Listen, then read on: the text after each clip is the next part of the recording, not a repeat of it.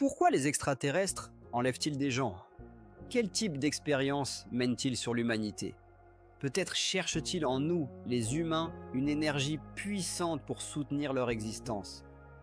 Comment les humanoïdes extraient-ils des forces de l'homme? Et peut-on s'en protéger? Il existe deux points de vue principaux sur cette question.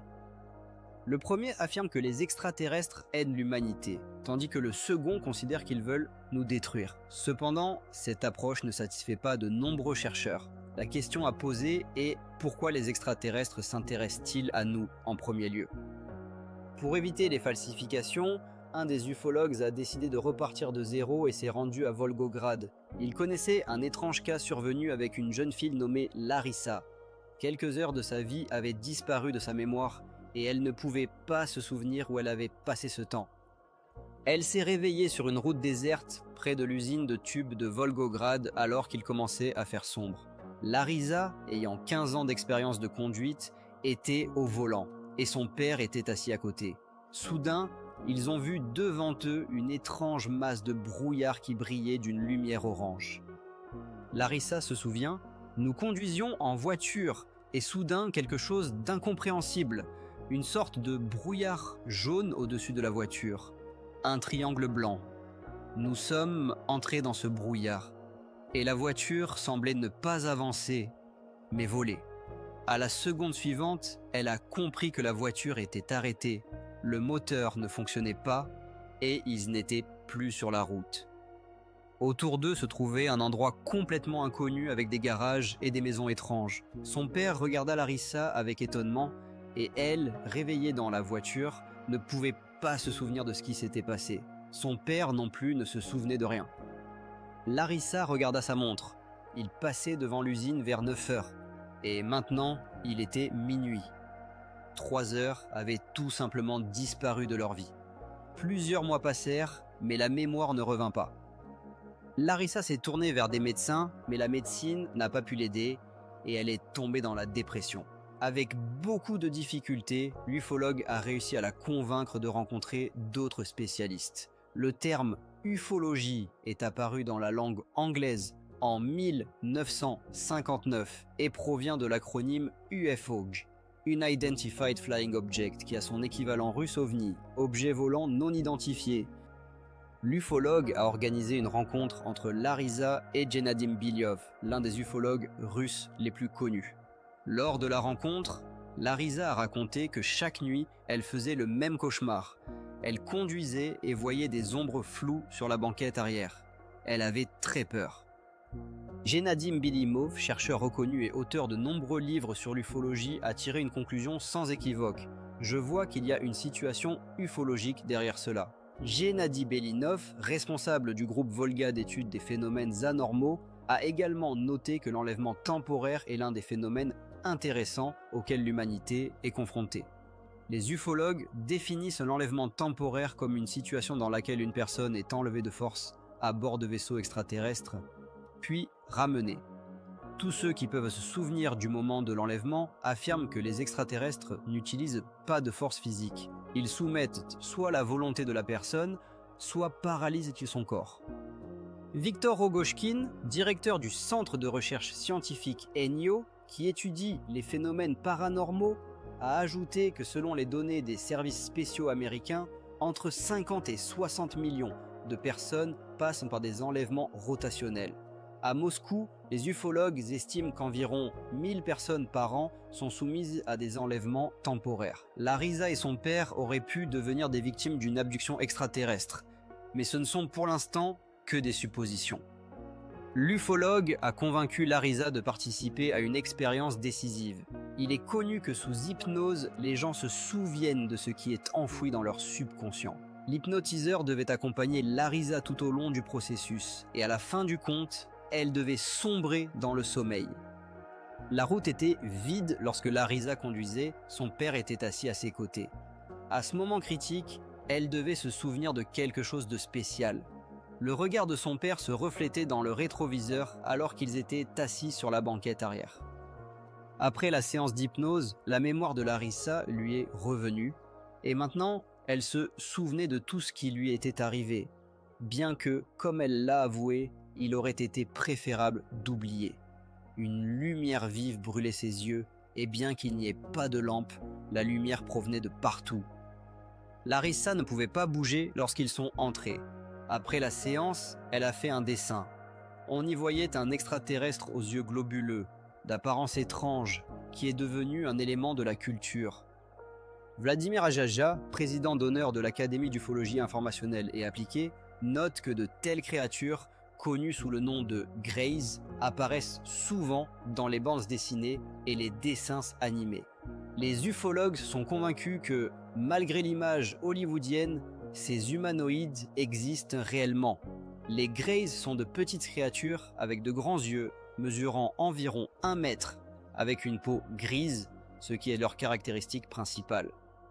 Les ufologues connaissent également d'autres représentants typiques des civilisations extraterrestres, tels que les reptiloïdes, qui ont une structure de peau écailleuse, comme celle des reptiles, et se distinguent par leur cruauté. Il existe aussi des insectoïdes, des humanoïdes ressemblant à des insectes, représentant probablement les galaxies les plus lointaines. Le type nordique d'humanoïde, en revanche, ressemble beaucoup aux humains. Cheveux blonds, traits du visage magnifiques, et, selon les témoignages des témoins, ils sont les plus humanistes et pacifiques de toutes les races d'intelligence extraterrestre.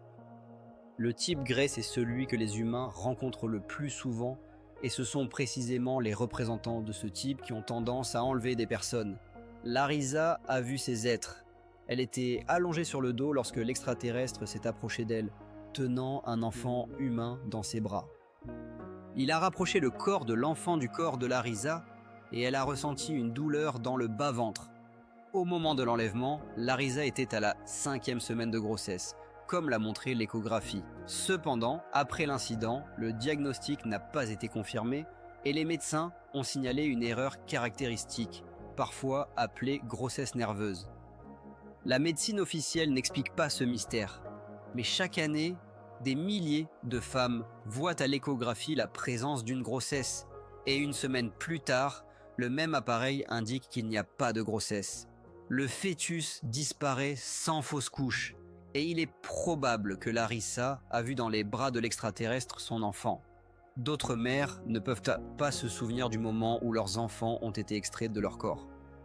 Une femme est venue chez le médecin en se plaignant de ne pas pouvoir accoucher, bien qu'elle ait 25 ans. Le médecin, Lev Grigoriev, directeur adjoint de l'Institut de réhabilitation après contact, a découvert qu'elle avait déjà donné naissance à environ 12 à 15 enfants. Quand il lui a raconté cela, elle n'a pas pu y croire. Elle a été mise dans un état hypnotique et on a commencé à lui raconter qu'elle avait été enlevée et qu'elle avait été comme un incubateur. De quels enfants ces femmes ont-elles porté les fardeaux? Et où sont ces enfants? Sur d'autres planètes ou sur Terre? Un fait sensationnel, longtemps dissimulé, est devenu connu. On parle d'enfants hybrides qui sont déclarés dans les maternités de Rybinsk. Les maladies dont souffrent les extraterrestres se transmettent par héritage. Bientôt, on entendra parler de la tragédie de Kagalinik, où la mort des enfants est attribuée aux extraterrestres. Sergei Drushkov, animateur de l'émission, ne l'explique pas, mais c'est un fait. Enquête sur les cas de contact entre les terriens et les extraterrestres. Il découvre que les extraterrestres enlèvent souvent des gens. Certains pour toujours, d'autres juste pour un temps. Larissa Okonevskaya a partagé son histoire. Elle était enceinte lorsque des extraterrestres l'ont enlevée, emportant avec elle son enfant. Selon les données des ufologues, des humanoïdes procèdent à des croisements avec des terriens. Larissa s'efforce de retrouver une étrange maternité où, il y a 20 ans, une histoire effrayante s'est produite. On dit que ce bâtiment est toujours là, et un habitant de Rybinsk en fait le tour. Ina, l'une des femmes, a donné naissance à une fille qui était d'une beauté exceptionnelle. On disait que de tels enfants n'existent pas. Cependant, la petite fille avait un défaut, une cicatrice sur le sommet de la tête. Et à cet endroit, les cheveux ne poussaient pas. La nuit, dans la maternité, le chaos régnait. Toutes les femmes ont commencé à accoucher, même avant terme. Le matin, les enfants ont été apportés dans le matériel et les femmes ont commencé à faire une hystérie. Tous les nouveau-nés avaient une cicatrice sur la tête. Cela s'est produit ici même. Et les murs sont toujours les mêmes. La plupart des médecins qui travaillaient à la maternité à ce moment-là ont été immédiatement licenciés. Mais s'agissait-il d'une erreur médicale ou simplement d'un traumatisme à la naissance? Ou bien les femmes ont-elles reçu des enfants qui n'étaient pas les leurs? C'est effrayant même d'imaginer. Lena, l'une de ses enfants, souffre de problèmes de santé toute sa vie. Aucun médecin ne peut déterminer ce dont elle souffre. Apparemment, la médecine terrestre ne connaît pas les maladies qui provoquent chez Lena des évanouissements et des douleurs insupportables. Elle fait également des rêves étranges. Elle raconte « Je me voyais sur un vaisseau spatial extraterrestre. Ces objets étaient grands, argentés, et à l'intérieur, un espace lumineux. Maintenant, Ina essaie de retrouver ses nouveau-nés qui sont nés en même temps que Lena et qui ont la même cicatrice sur la tête. Mais la vie a dispersé tout le monde à travers le pays et elle aimerait poser une seule question. Peut-être que quelqu'un parmi eux se souvient d'où il est venu dans notre monde terrestre. Selon les estimations, il pourrait y avoir 10% de ces personnes dans l'ensemble de la population et 10% d'entre elles sont marquées. Parfois, nous ne prêtons pas attention aux balbutiements des enfants lorsque ceux-ci commencent à dessiner quelque chose d'étrange. Dans le monde, il y a de plus en plus de ces enfants dont beaucoup manifestent des capacités surnaturelles et pratiquement tous savent qui ils sont. L'histoire que Droujkov a apprise l'a bouleversée. Elle s'est produite en 1996 dans la région de Rostov. Des collègues du centre ENIO qui s'occupent de l'étude des phénomènes paranormaux lui ont transmis des enregistrements vidéo uniques, révélant des faits qui changent la perception de cette tragédie. Natacha a toujours été intéressée par les étoiles, mais ces derniers temps, elles sont devenues pour elle le principal sujet de conversation. Les étoiles l'attiraient et l'effrayaient. Elle est devenue un peu silencieuse, lisait et écrivait tout le temps pour Irritant Pict. Natacha prédisait des événements. Elle pouvait dire de qui viendrait une lettre, qui tomberait bientôt malade, et avec qui il y aurait une dispute. Tous ces pressentiments se réalisaient. Je suis désolé, mais je ne peux pas vous aider avec ça. Bien qu'il serait trop cruel d'affirmer que les enfants du village de Kagolnitskaya ne sont pas morts, mais qu'ils sont simplement rentrés chez eux sur une autre planète où ont été enlevés, il existe des raisons de croire que les extraterrestres s'intéressent aux tragédies humaines. Les ovnis apparaissent presque toujours sur les lieux de tragédies massives et pendant les guerres sanglantes. Ils ont été vus au-dessus du saillant de Koursk et du champ de Koulikovo pendant les batailles. Nous avons déterminé que leurs apparitions sont très liées à nos situations globales qui prévalent dans le monde, affirme Vladimir Melnikov, membre de l'Académie russe de cosmonautique nommé d'après Tsiolkovsky et président de l'Académie d'informologie et d'ufologie appliquée. Au début des années 90 et à la fin des années 80, la situation terroriste s'est intensifiée. Et c'est précisément au début des années 90 qu'a commencé une nouvelle vague d'apparitions d'ovnis à travers la planète, qui se poursuit encore aujourd'hui.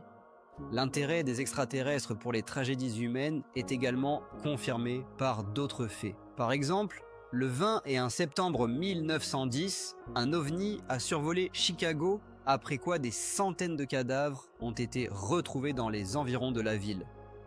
Cette même nuit, des sphères et des sphères similaires ont traversé les États de l'Iowa, du Wisconsin et du Minnesota, où 7500 morts ont été découverts, dont beaucoup s'étaient suicidés. Les témoignages de contact avec des extraterrestres sont également corroborés par des preuves matérielles. Les scientifiques ont extrait des implants d'origine extraterrestre des mains d'un des témoins. Ces implants sont devenus la seule preuve indiscutable des expériences que les extraterrestres mènent sur la population de la Terre. Par la suite, le programme présentera des histoires sur la façon dont des implants extraterrestres sont trouvés dans les crânes de génies, sur des femmes ayant visité d'autres planètes et sur des mutants dans des laboratoires spatiaux. Un récit d'un témoin sera également diffusé sur la manière de se comporter lors d'une rencontre avec des extraterrestres. À la suite de contacts avec des extraterrestres, des enfants hybrides naissent chez les humains. Un des chercheurs en ufologie raconte l'histoire d'une femme née d'un extraterrestre qui, tout comme sa fille, est infectée par un virus inconnu de la science terrestre. Les ufologues confirment qu'il existe de nombreux enfants d'extraterrestres sur Terre. Et tôt ou tard, les extraterrestres les enlèvent. Imaginons qu'un implant extraterrestre soit tombé entre nos mains. Les recherches montrent qu'il existe aux États-Unis tout un musée d'implants extraterrestres qui se présentent sous de nombreuses configurations, fils, triangles, et ils sont trouvés dans les endroits les plus divers, des muqueuses du nez et des yeux jusqu'aux articulations des doigts. Ces minuscules objets pénètrent dans les corps des gens sans altérer la peau et personne n'a encore réussi à dissimuler l'implant. Différentes études confirment qu'il s'agit de micro-ordinateurs, mais leur fonction reste inconnue. Il existe une hypothèse selon laquelle ces puces pourraient s'activer à un moment critique, transformant les implantés en quelque chose d'autre, accomplissant des tâches nécessaires à ceux qui contrôlent le système. La découverte la plus surprenante a été faite par le Français Antoine Lefebvre, qui a extrait un implant du crâne de Napoléon.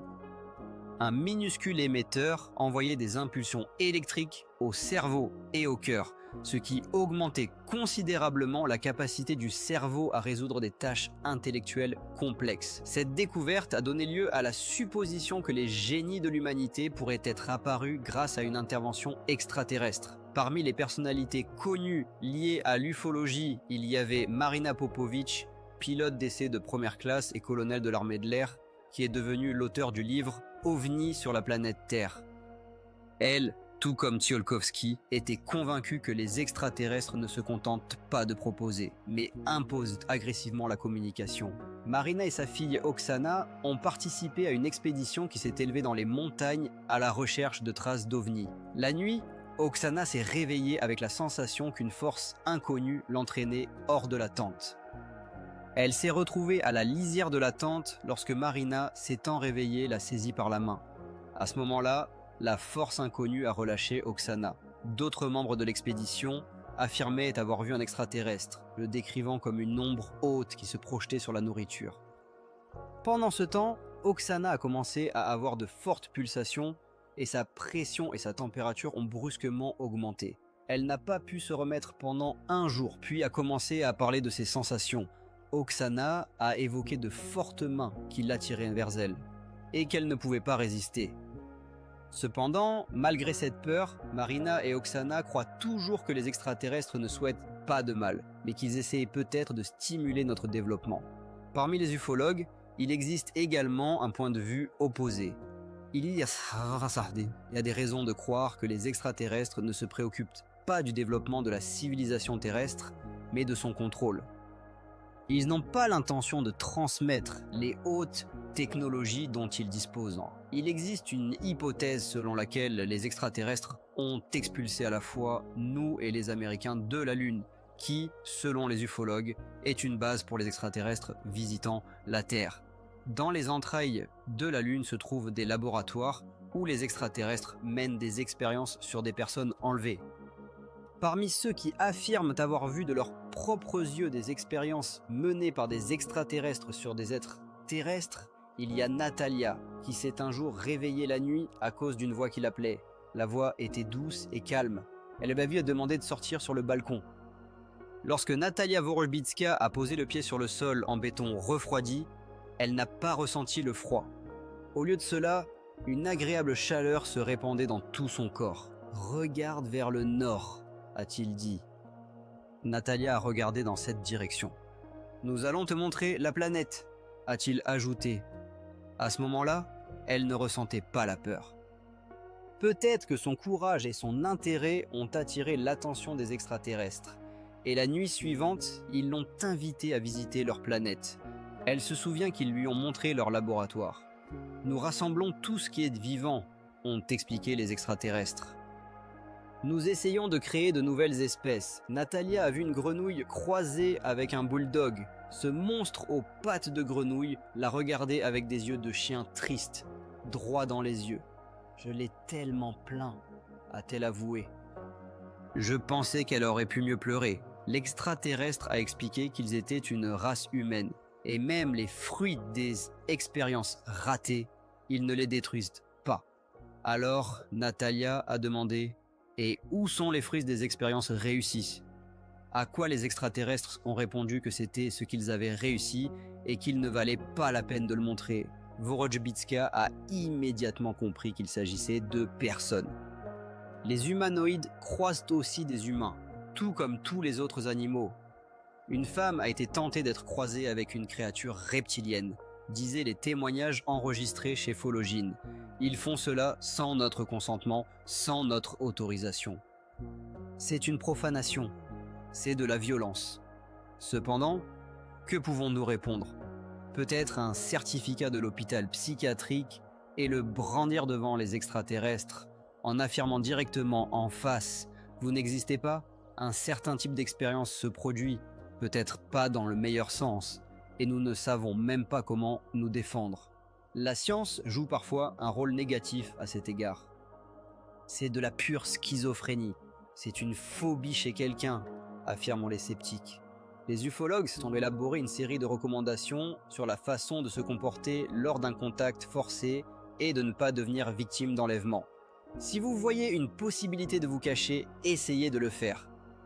Si vous êtes déjà en contact, il vaut mieux ne pas regarder dans les yeux des humanoïdes ou sur l'objet lui-même. Mais il y a un piège. La peur n'est pas le seul sentiment qui pousse à communiquer avec les extraterrestres, mais un sentiment encore plus fort. Ensuite, le programme discute de ce à quoi ressemble le sexe avec des extraterrestres et quel danger cela peut représenter pour la santé. Les humanoïdes veulent nous transformer en maniaques sexuels. La civilisation terrestre pourra-t-elle résister à l'agression extraterrestre? Le présentateur de l'émission Ne l'explique pas, Manufak a rencontré des personnes ayant eu des contacts avec des extraterrestres. Il a parlé avec Natalia Vorojbitskaya, qui a été dans le laboratoire des extraterrestres et y a vu des mutants. Les extraterrestres effectuent des expériences génétiques sur les humains. Une rencontre a tout expliqué. Son interlocutrice s'appelait Rima. Bien qu'elle ait refusé de parler devant la caméra, son histoire est largement connue dans le monde de l'ufologie. Rima maintient un contact avec un extraterrestre depuis de nombreuses années. Au petit matin, elle a ressenti une familiarité de paralysie. Comme toujours, des pas à peine audibles se sont rapprochés, et le lit s'est enfoncé sous le poids. Il est venu. Parfois, elle se réveillait en ressentant un frisson parcourir sa peau. Il s'est allongé à côté de moi et m'a apaisé, disant de ne pas s'inquiéter. Elle ne le reverra plus. Elle n'a vu qu'une seule fois sa main. Une main masculine l'a doucement arrêté lorsqu'elle a essayé de se retourner et de le regarder. C'était une main humaine, mais peut-être trop humaine, comme sur une image. Et une seule fois dans sa vie, Rima a vu les yeux de celui avec qui elle fait l'amour depuis 17 ans. Elle s'est retournée et a vu un nuage semi-transparent, dans lequel elle a seulement discerné des yeux. Rima, l'une de celles qui affirment avoir un lien avec un extraterrestre, décrit ses yeux comme incroyablement beaux. Après des contacts intimes avec lui, elle peut passer des journées entières au lit, sans force pour se lever. Bien que les médecins affirment que le sexe est bon pour la santé, Rima, qui rencontre presque quotidiennement l'extraterrestre, souffre de maladies constantes. Son amie Rita remarque « Il te prend de l'énergie, donc tu es malade, tu comprends ?» Néanmoins, la romance de Rima avec l'extraterrestre reste indestructible. Elle vit uniquement de cet amour, et comme il s'avère, elle n'est pas la seule à être tombée dans une telle dépendance. Selon des ufologues américains, environ 17 000 personnes aux États-Unis ont des relations intimes avec des extraterrestres. En Russie, le nombre de ces femmes augmente également de manière constante. Lorsque le contact se produit entre un homme et une femme, il y a un échange d'énergie. L'homme reçoit l'énergie froide féminine, tandis que la femme reçoit l'énergie chaude. Ce n'est pas seulement agréable, mais aussi bénéfique pour l'organisme. Les recherches des ufologues ont montré que la plupart des femmes ayant des amants extraterrestres souffrent déjà de cancer. Et les hommes ayant eu des contacts avec des extraterrestres sont également sujets à des maladies. Fedor Kuzmich, qui sort avec une femme extraterrestre depuis 2 ans, a l'air significativement plus vieux que ses 51 ans. Il est absolument satisfait de son destin, peut-être sans réaliser que son bonheur est lié à quelque chose d'inhabituel. Il semble étrange que des humanoïdes hautement développés choisissent pour établir des liens des êtres que l'on pourrait considérer comme primitifs. Dans différents domaines scientifiques, médecine, psychologie, ufologie et biologie, des théories ont émergé selon lesquelles derrière les étapes fondamentales de la vie humaine, conception, naissance et mort, se cache le même potentiel énergétique. La douleur et la souffrance signalent à l'organisme la nécessité de réaliser son potentiel tant que le moment n'est pas venu. Ce cercle vicieux augmente le potentiel sexuel de l'homme jusqu'à l'extrême. Si un individu est extrait de cet espace et de ce temps, son potentiel reste inutilisé et, par conséquent, ceux qui le désirent peuvent en profiter. Sur la base de cette régularité, une théorie a émergé selon laquelle les extraterrestres préparent une catastrophe mondiale sur Terre. Si toute une civilisation périt, quel potentiel colossal peuvent-ils utiliser? Certains pensent que les extraterrestres mènent des expériences en plongeant l'humanité dans le stress pour l'inciter à libérer ce potentiel. Cependant, cette théorie suscite des doutes chez de nombreux ufologues, car la catastrophe mondiale ne s'est toujours pas produite. Néanmoins, les terriens ont contacté des extraterrestres depuis les temps les plus anciens. Les Incas au Pérou, les Mayas au Mexique et les Dagons en Afrique, tous avaient leur propre conception des extraterrestres. Le prophète biblique Zacharie décrivait dans le ciel un objet de forme cylindrique, dont l'ange a dit que c'était une malédiction qui flotterait éternellement au-dessus de la terre. Il existe également des légendes sur les Atlantes qui, selon certains, ont été enlevés par des extraterrestres, laissant derrière eux uniquement des mystères. Le regard des scientifiques sur les contacts des civilisations anciennes avec des extraterrestres a changé. Auparavant, on pensait que les Incas et les Mayas vénéraient des extraterrestres comme des dieux, mais il existe maintenant une perspective plus moderne sur ces interactions. La civilisation des Aztèques, selon certaines théories, avait un accord avec une civilisation extraterrestre, dans le cadre duquel elle transférait volontairement une partie de sa population aux extraterrestres, afin qu'ils n'interfèrent pas dans la vie des autres. Cela explique pourquoi les sacrifices étaient évidemment cruels et publics, et que les victimes étaient le plus souvent des femmes en âge de procréer, de jeunes enfants et de jeunes guerriers. Ces actes étaient accompagnés d'orgies sexuelles. Si un tel accord avec des extraterrestres existait dans l'Antiquité, pourquoi ne pourrait-il pas exister de nos jours? Il existe des hypothèses selon lesquelles des expériences conjointes avec des extraterrestres sont menées sur Terre. Il est affirmé que les Américains ont également un tel accord. Certains ufologues relignent les sacrifices modernes à l'agression des Américains en Irak, à la guerre en Corée et au bombardement de la Yougoslavie. Selon les services de renseignement américains qui ont synthétisé des recherches ufologiques, jusqu'à 6 millions de personnes disparaissent chaque année sans laisser de traces. Cependant, les scientifiques estiment que la méthode d'obtention d'énergie par le biais de l'effusion de sang devient obsolète pour les extraterrestres. Il semble qu'ils en soient venus à la conclusion que l'énergie de la guerre n'est qu'un sous-produit. Maintenant, ils explorent une énergie primaire et plus précieuse pour eux, l'énergie sexuelle. En observant ce qui se passe sur Terre, on peut remarquer que nous parlons et débattons du culte de la violence, alors qu'en réalité, nous sommes soumis à un autre culte que nous suivons sans réserve et avec plaisir. Avoir une apparence non sexuelle est aujourd'hui considéré comme indécent. Le sexe est devenu la nouvelle religion de l'humanité. Si les extraterrestres nous ont vraiment capturés, ils l'ont fait avec amour. Actuellement, toutes les chaînes de télévision mettent l'accent sur la sexualité, ce qui pousse les gens à penser et à exprimer leur potentiel à travers des émotions sexuelles. Nous risquons de devenir une planète érogène, où rien ne nous préoccupera, sauf la satisfaction sexuelle. Cela pourrait convenir aux extraterrestres, mais cela nous conviendrait-il? Il existe une opinion selon laquelle les extraterrestres prennent également en compte notre douleur. L'enlèvement ne concerne peut-être pas tout le monde. Si une personne se retrouve dans une telle situation, elle doit préserver son essence humaine et déclarer l'inviolabilité de sa volonté, de son esprit et de son potentiel. Il est nécessaire d'exiger « ma volonté et mon esprit sont inviolables ». Laissez-moi tranquille, rendez-moi mon potentiel, partez dans votre espace et votre temps. La force de volonté des extraterrestres s'oppose à notre libre arbitre. Pour l'instant, aussi étrange que cela puisse paraître, c'est nous qui gagnons. Du moins, l'humanité reste entière. Pour que cela demeure, chacun de nous doit prendre conscience que les cultes de masse et les adorations de quoi que ce soit ne surgissent pas simplement, ils sont imposés. Si les civilisations extraterrestres ont vraiment besoin de notre énergie sexuelle, nous devons apprendre à gérer ce puissant potentiel de manière raisonnable. Pour l'instant, tout est entre nos mains.